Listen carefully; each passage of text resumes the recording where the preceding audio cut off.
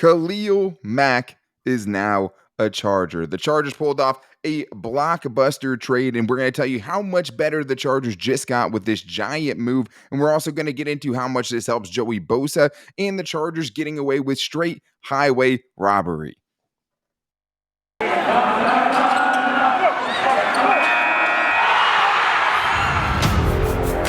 You are Locked On Chargers, your daily podcast on the Los Angeles Chargers, part of the Locked On Podcast Network, your team every day.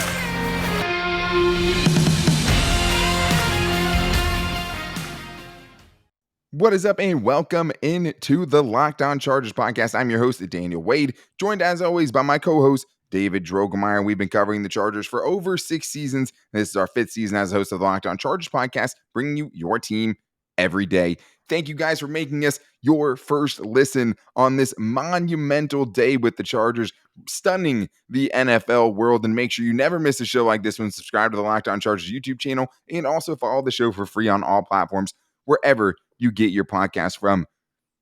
Covering the Chargers 6 years, we've never seen a move like this because Tom Telesco has never made a move like this, because the Chargers have never made a trade like this for a player with the bona fides of Khalil Mack, the 6-time Pro Bowler, the 3-time All-Pro player, the Defensive Player of the Year in 2016. The Chargers just made such a big trade and such a big statement to the rest of the league, to the AFC West, that they're here now, and they're ready for the big show. And David, we have to react to that today, give our reactions to that, talk about what the Chargers ended up giving up in the trade, and that's it, right? I mean, we have to talk about that, how much this is going to help Joey Bosa having the best running mate he's ever had, right? And just also showing the rest of the AFC West that the Chargers are not out of this thing, right? They're just getting started, because they plan on competing in this division. They plan on winning this division, and they made the biggest step towards that with this Khalil Mack trade. David, when this news broke, you called me first thing. I was in shock. You were in shock. What was your reaction to it? I could not believe what I was reading, Daniel. I had to do a double take. I had to wait for multiple blue check marks to confirm the same situation. I was ecstatic after it was confirmed that the Chargers were going to get one of the best defensive players in the league and pair him up with Joey Bosa. I could not have been more excited. Yeah, and all the big names said it. I mean, the Chargers, it has been confirmed now by all major reliable sources, are sending a second-round pick in 2022, the 48th overall pick, and a 2023 sixth-round pick to the Bears to bring in one of the best defensive players of the last 10 years. And it is just crazy to see them make a swing like this. This is not something the Chargers usually do, and it makes them immediately better, David. What has been the theme of our entire offseason? Adding impact players on the defensive side of the football. No one thought Khalil Mack was on the table, right? Like, we were looking at Von Millers and Chandler Jones. They brought in Khalil Mack, who does so much for this team, so much for this defense. Obviously, the work's not done, but as far as rushing the passer, David, you're getting one of the best pass rushers in so long. I mean, the best pass rusher of the last decade, potentially, in Khalil Mack. And a guy who's going to help your run defense as well. He's a great run defender. He's helping out the Chargers front seven so much. And even knowing that they need other pieces, this is a dramatic improvement for the Chargers defense.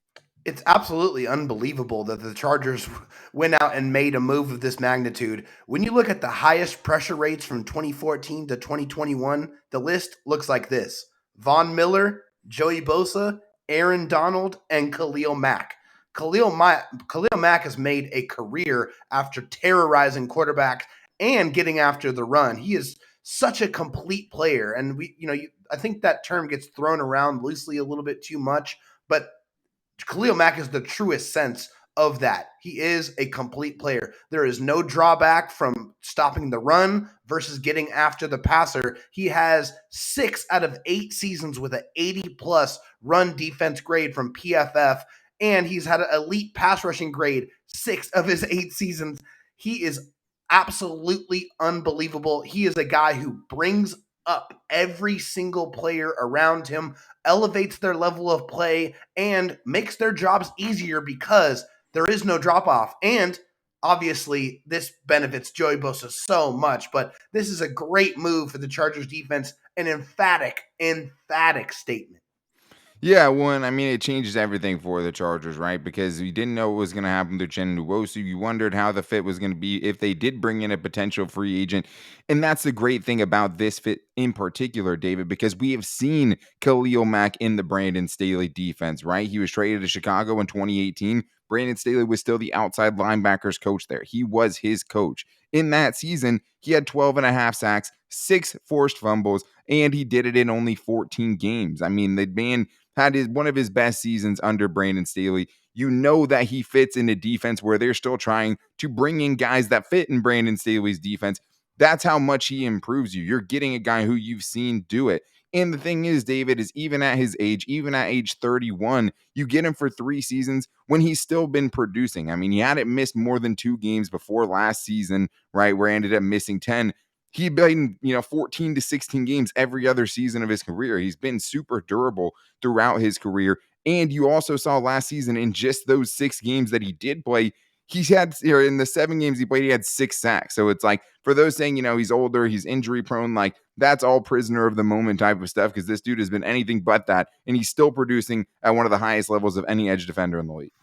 Yeah, don't fall into that trap, guys. Don't fall into that trap of thinking that Khalil Mack is an injury-prone player because he hurt his foot and he had to miss some games last year. That would be an incorrect statement. You look at the longevity of his career and what he has been able to do. Yeah, he's had a couple of ankle and knee and issues like that along the way, but that hasn't stopped him. This has been the only real major injury that's really put him out for a consistent amount of time, and he was on a torrid pace. He had 6 sacks in 7 games. That's crazy. If he plays a complete season, he's probably trending 15 plus sacks. Like there's no drop off with him. I don't see an issue with the age with Khalil Mack here because he already showed us last year that he can continue to be productive. I just am so excited to see what he is going to do with this Chargers defense, the mark he's going to make, the impact he's going to make, and also, how he's going to help bring along anyone else that the Chargers are going to ask to rush the passer as well. That wealth of knowledge and experience that he brings to the table is only going to benefit guys like Jerry Tillery, guys like Chris Rumpf, your younger pass rush players, even some of your corners that are asked to come in and blitz the passer. He is going to be able to help them along in that. A veteran player, one of the best players of the decade. Crazy get for the Chargers. Just so excited about this.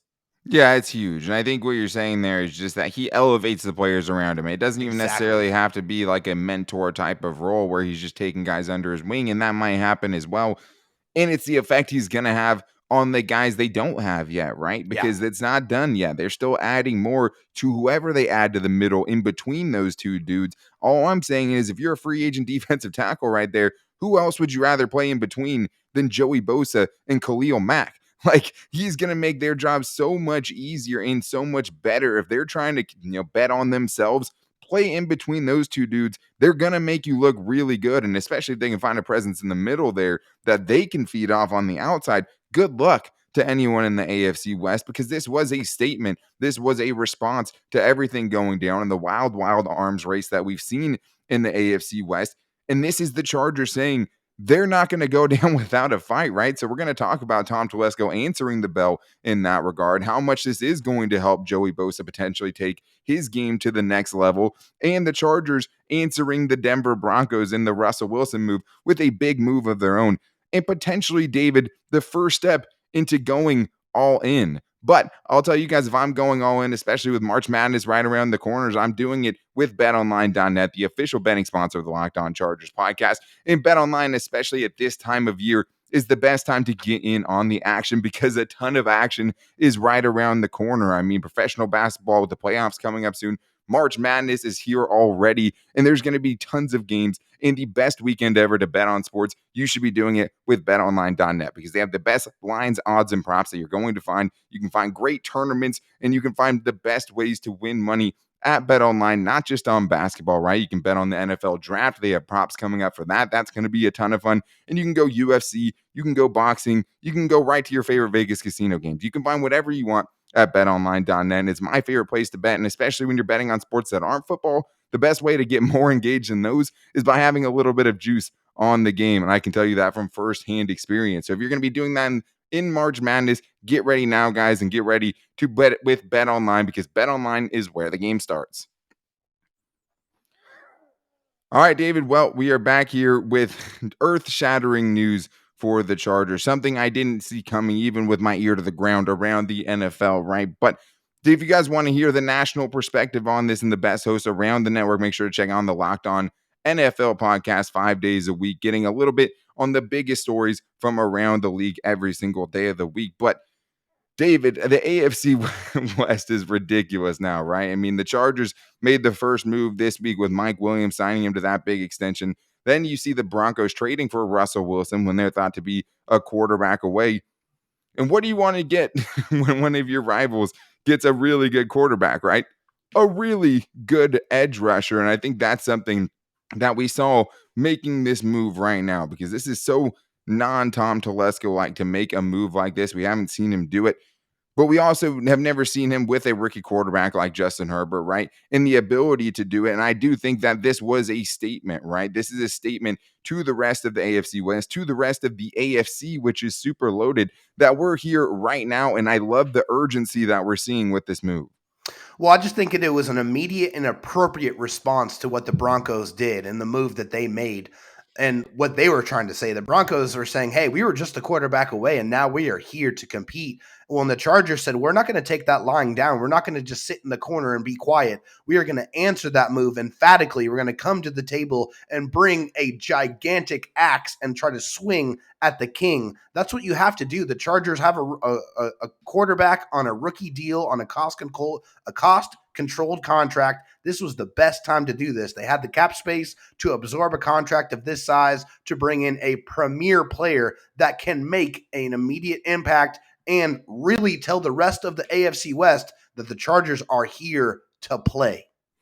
Yeah, because I mean, we had the conversation on our show, are the Chargers the second best team in the AFC West after that Russell Wilson trade? Because that is something that definitely changed the landscape of the AFC West. But now that Khalil Mack's in the building, you start to have a whole new respect for this Chargers defense and a real belief that it can get demonstrably better in 2022. And I think that was just the hard part of trying to connect the dots through this offseason, is just like, there's so many holes, there's so many places you need to see improvement from.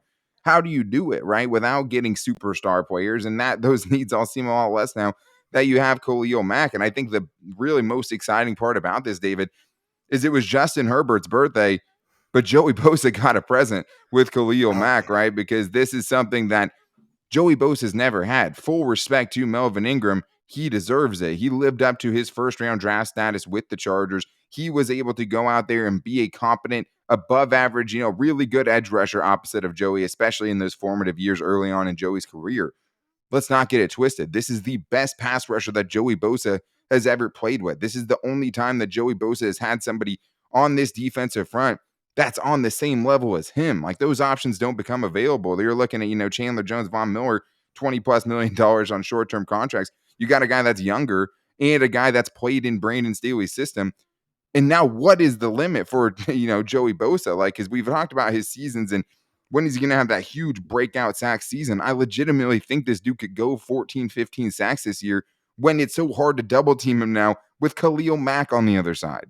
And that was the primary weapon against the Chargers as far as opposing teams, knowing that there is one particular player that they absolutely could not allow to beat them, and that was Joey Bosa. So they would double team him. They would triple team him. They would chip him. They would do anything in their power to make sure that that dude did not wreck the game for them. Well, guess what? They can't do that anymore.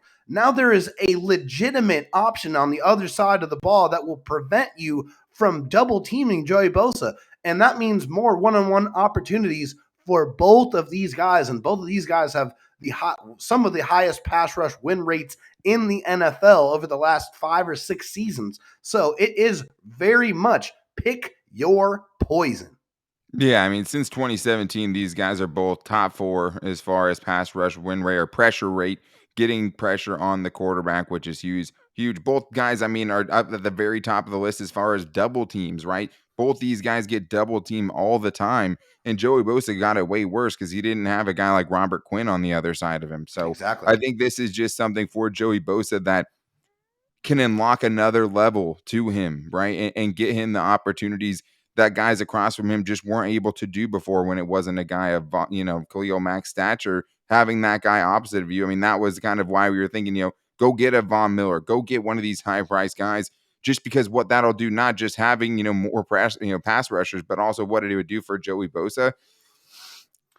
It's going to be really tough, David. I mean, to do anything as far as, 5-step, 7-step dropbacks when you have these dudes coming around the corner. Like, it's just crazy. Well, and it's going to be such an attractive landing spot for cornerbacks too, because hey, what's a cornerback's best friend? True. That's a Good pass point. rush that can get after the quarterback. So now they're not going to have to cover as long, and they're going to have more opportunities to get those throws that are going to be rushed, and obviously those turn into interceptions a lot of the time. So you bring in a ball hawk type of cornerback, maybe one of those guys that's on the market who has 17 interceptions in the last 2 years. I'm not going to say any names. Jackson.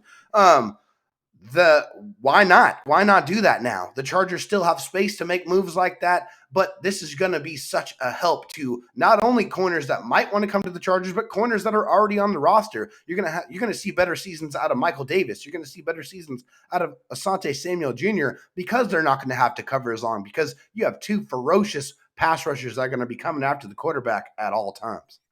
I mean, the Chargers are making themselves that destination type of a place. Like, obviously, Khalil Mack didn't choose the Chargers necessarily, right? Like, he didn't choose them in free agency or something like that. But, like, you see the reaction from around the league and how other NFL players and, upcoming free agents are reacting to this news and this, landscape shifting type of move. And that's where the Chargers have to kind of stay in the moment as well, though, because the job is not done. So I think No. that's what's encouraging about this is seeing a guy like Jeremy Fowler as he's, part of breaking the news and saying in Los Angeles won't be done. Expect the Chargers to look for a run stuffing help at defensive tackle and corner help in free agency. Like, Beautiful. nothing comes out from the Chargers, but it seems like everyone expects the Chargers to keep on this, path of trying to be all in right now. And like, they're still doing it in a somewhat responsible fashion. They didn't send away 7 first-round picks like the Rams. You know what I mean? So like, this is the start of them being more aggressive, and they had to do it. Like, the impotence was put on them, right? Like, they had to, because of what moves around them, because of the quality and caliber of teams around them, and also having a quarterback like Justin Herbert and the expectations that come with that, get in on the game. And they still have, maneuverability to move around and still make more moves and still make some more splash signings in free agency. And this trade makes you feel like those are more attainable because the Chargers always could. They had the, money to do it. We Yeah. just didn't know if Tom Telesco had, what it took to actually pull the trigger and make the moves, even though we saw it start last year with Corey Linsley, making him the highest paid center in football. Brandon Staley told us it was going to be like that on the defensive side, and he was not kidding. And the fact that the Chargers got away with it for what they did is just insane. So we have to talk about the Chargers getting away with highway robbery and the cost it took them to get that, because that was just crazy. And we also have to talk about Brandon Staley's fingerprints being all over this thing when it comes to the Khalil Mack trade. And we're going to get into that coming up next. But there is some actual news that's bigger than the Khalil Mack news. I didn't think that was possible, but there is. Built Bar has a 100% white chocolate covered Built Bar Shamrock flavor. A Shamrock white chocolate Built Bar that's available right now. I just broke the news to David. He did not know. He got to break the Khalil Mack news to me. I got to break the Built Bar news to him. 100% covered in chocolate. Shamrock Built Bar out right now that you guys can get. To find something like that fits on your diet, that's loaded with protein, with 4 grams of sugar, 4 grams of net carbs are the average Built Bar. That's not supposed to exist. You're not supposed to have something that good. And that's just one of the many amazing flavors. I mean, you want to go Built Puffs, the first ever protein infused marshmallow, and get a lemon dipped cheesecake puff Built Bar, churro puff Built Bar. I mean, so many great flavors from Built Bar. Have something that you can replace that late night candy bar with. Have something that tastes like a candy bar, tastes like a cheap meal, while also still fitting on your diet. There's so many great flavors with Built Bar. You can go German chocolate cake. You can go peanut butter brownie, one of my favorites, cookies and cream, cherry barcia, of course. But Built Bar just is different. The variety the flavor not tasting chalky or waxy or like a chemical spill. Get in on the Built Bar action and save some money, because if you go to Built.com, you can use the promo code LOCKED15 to get 15% off your order. That's promo code LOCKED15 for 15% off at Built.com. All right, David. Well, we had an interesting situation when this Khalil Mack news dropped today, because when it dropped, we didn't know what the price was, right? So we had some precious time in between that moment. We're like, is it going to cost the 17th overall pick? How much are the Chargers giving up to bring in a player with the caliber of Khalil Mack? And we had no idea, right? So then it comes out, Adam Schefter reports, it's a 2022 second round pick and a 2023, maybe another second round pick, maybe a third round pick, a sixth round pick in 2023. They only had to give up 2 picks. The Bears had to dump salary cap. It makes some sense on their side. I mean, it's hard to win a trade when you're getting rid of a player of the caliber of Khalil Mack, but like, to get away with that trade, David, to bring in Khalil Mack, for God's sakes, for a second round pick this year and a sixth round pick next year, that's insane. That's a heist. That's called grand larceny, Daniel. That's absolute capital theft right there. There's no way that the Chargers should have been able to make this deal. And if you look insider at trading, it's insider trading. It's absolutely no. And hey, you're not talking about collusion here. And let's just be clear, okay? Don't look into it. Don't look into it. But just look at some comps on some similar trades for pass rushers. D Ford was had for a 2020 second round pick. Frank Clark, a first, a second, and swaps of the third round pick. Jadeveon Clowney, a couple of players, Jacob Martin, Barkevious Mingo, and a 2022 third, or a 2020 third, excuse me. That's all it, those are a lot more compensation than it took for the Chargers to acquire one of the best players of the last decade. So the Chargers got away with highway robbery. There's no way that they should have been able to make this move and acquire a player of this stature, a complete player at this level. It's just crazy. Yeah, it doesn't happen. I mean, it just usually doesn't go down like this. I mean, obviously, when you're talking about bringing in a player with that kind of salary cap hit, like, those contracts could always be, tough to move at times. But also, usually, if you're getting a deal like this, go back to last year with the Von Miller trade, right? It was just a 1-year rental, a second and a third round pick this year for a 1-year rental, a half-year rental of Von Miller, and it obviously ended in a Super Bowl. So Yeah. very, very worth the price there. But like, you don't get these opportunities because you also get control of Khalil Mack for the next 3 seasons. Like, you get 3 seasons out of it. It's not something you get 1 year out of. And you control everything with it, David, because the one thing the Bears did have to keep was all the guaranteed dead money, right? So they have over 20 plus million in dead money that's going to hit their cap. The largest this season of any player that's not a quarterback. Yeah, I mean, they had to take. I mean, they were supposed to have a $30 million cap hit for Khalil Mack this season. The Chargers get his 2021 cap hit. That's $17.75 million.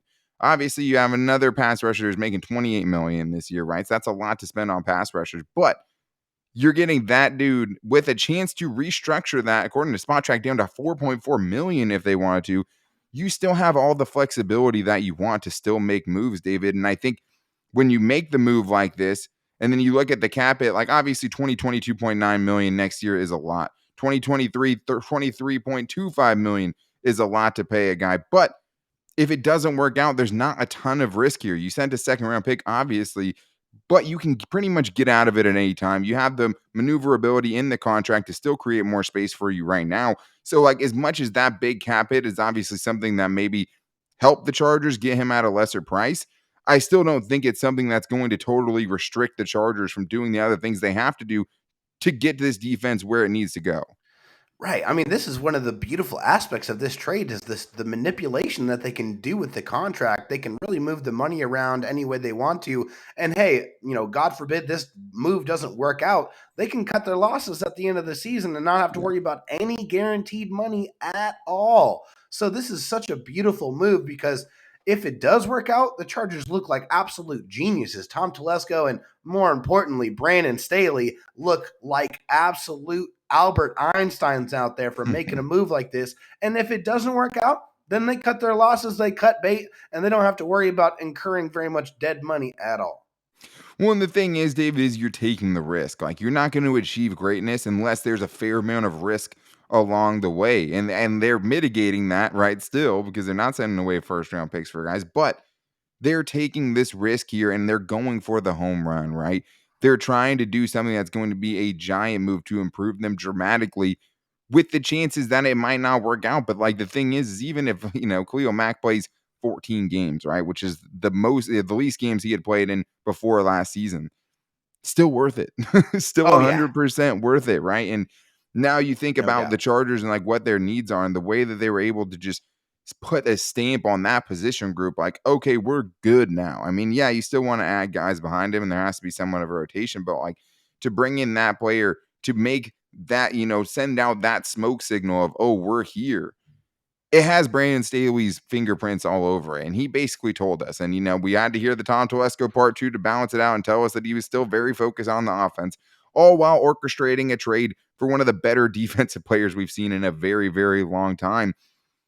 And it really gives you that window into how this front office relationship is working, because we started seeing towards the end of the Anthony Lynn era, with the, Kenneth Murray pick and stuff like that. Okay, well, Anthony Lynn has some say here. Last year, Brandon Staley said, we're going to be a trenches team. We're going to get bigger, right? We're going to do these things. And they went and did it. And we're going to make this about Justin Herbert, and we're going to protect Justin Herbert and build around Justin Herbert. And they did it. He tells us this year they're doing the same thing on the defensive side, and they bring in Khalil Mack. And it just is very interesting, David. And credit to Tom Telesco, too, because he has to be open to someone having their, to be, hey, Brandon, who do you need? I'm going to go get him for you. He had to do that as well. But it's just hard to look at this, especially with the 9-year history we had before this with Tom Telesco, and not think Brandon Staley made this move happen. Oh, for me, it's not even a question. I mean, you look at what Tom Telesco did with the other head coaches he had in the building. He didn't make any such trade of this kind at all. In fact, he only acquired 2 players throughout his tenure as a general manager, and both of those were very, very small trades in comparison. There is nothing anywhere close to this size of trade. And we know that Brandon Staley worked with Khalil Mack and had a very, very successful year when he was his linebackers coach with the Chicago Bears. So, this, coupled with all the moves they made in year 1 of Brandon Staley's tenure as the head coach of the Chargers, turning into this year, you have to love the change of process. Just getting more involved in those personnel decisions and really, partnering with your head coach and saying, hey, who do you need? Let me go get him. And this is exactly what that is. And, that manifestation is just so beautiful, and you want to see that continue. And, you really get that sense now after year 1 and going into free agency now that things are very much heading in the right direction. Yeah, Daniel Popper had tweeted about the guys that they have brought in when they've tried to trade for, veteran players for draft pick compensation. It was Sean Lissamore, right? And it was Cardale Jones. Those were the 2 biggest players they brought in. You want to go after that? You traded Russell Okung for Trey Turner, right? Like, those were the moves before. And it makes so much sense, because it's just like Brandon Staley doesn't seem like the guy who's going to sit here and have the complacency of, hey, okay, we'll settle for mediocrity. We'll settle for 9-8 in a season. Just not the type of dude I think Brandon Staley is, right? I mean, everything about him is all in. You look at the 4th downs, the aggressiveness, just going for it every chance he could, even in the last game of the season, and just how all those 4th downs leading up to that led that team to, converting 6 of them in the 4th quarter and overtime. Like, he's been instilling confidence in this team. He's been building a new culture, and now you're seeing it start to come to fruition. He's building not it just on the in team, his image, not just with the players, not just with the coaches, right? With the front office, and getting that total buy-in from everyone at every level of the organization. It's one thing to say it, they're doing it. And even if it burns up in flames, I love it. This I is the love it. thing you have to do. This is Tom Telesco saying, maybe my seat is a little warm. Maybe I should let Brandon Staley or my head coach in general have more control over what we do. Brandon Staley wants his kind of players. He knows his defense was bad. You don't think he hears people talking about how bad the number 1 guy from 2020, the best defensive coordinator of the league with the Rams, was last season with the Chargers? You better believe it. Yeah, they're talking about it. And I don't think Brandon Staley is down to just sit idly by. And this is just the first domino to fall as far as bringing in external players. They've been letting dudes go and bringing in new dudes the entire time. I don't like the chances for Trent Nwosu, maybe even Kazir White at this point. But with the guys they're bringing in, David, I mean, I'm not going to question it until I see the rest of this master plan come together, because bringing Staley, Tom Telesco are on some straight evil genius type of stuff right now, and it feels like it's just getting started. What an exciting time to be a Chargers fan. What an exciting time to be listening to the Locked On Chargers podcast. And we're going to keep it right with Khalil Mack on Monday, because it's the legal tampering period as well. And I have a feeling we're going to be hearing a lot over the weekend and just have things start to heat up. So we will be back with you guys on Monday on how Khalil Mack changes free agency for this team. What's the next move after that? And all of the latest news that is going to drop, because if this week has shown us anything, next week is going to be absolutely bananas. So make sure you're here with us to check it out by subscribing to the Locked On Chargers YouTube channel, following the show for free on all platforms, wherever you get your podcast from, Apple Podcasts, Spotify, you name it, we're there. Make sure to subscribe, make sure to follow, make sure to rate and review if you love the show as well. And thank you guys again for making us your first listen. The draft is coming up as well. All of this stuff is more exciting today with the Khalil Mack trade. But if you guys want to get up on the draft, make sure you follow the Locked On NFL Draft podcast every day with Eric Crocker and Ryan Tracy over there, bringing out great draft content. But make sure you're back here with us, your first listen tomorrow, guys. And you can find the show on all social media. You can find us on Locked On LAC on Twitter. You can also find me at Dan Talk Sports and David Drogmeyer, getting famous on Twitter at Dro Talk SD. You can also find the show and the link to all of our shows on Facebook as well, on our Locked On Chargers Facebook page and our at Locked On Chargers Instagram page. Call in with your reaction, guys. The phone lines are open. The number is 323-524-7924. We're excited to hear your guys' reaction to this monumental franchise-shifting trade that the Chargers just pulled off. And we'll be back with you guys on Monday to talk about it even more. Until then, take it easy and go Bolts.